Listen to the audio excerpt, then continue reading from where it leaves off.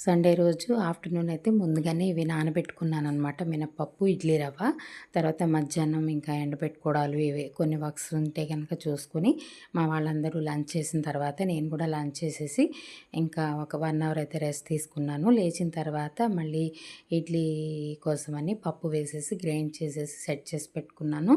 పప్పు నానబెట్టినప్పుడే రవ్వ గనక నానబెట్టినట్టయితే ఇడ్లీలో సాఫ్ట్‌గా వస్తాయి. తర్వాత ఈవినింగ్ 4:30కి మళ్ళీ పిల్లల కోసం ఇలా బనానా టీలా ఇట్లాంటివి తయారు చేశాననమాట.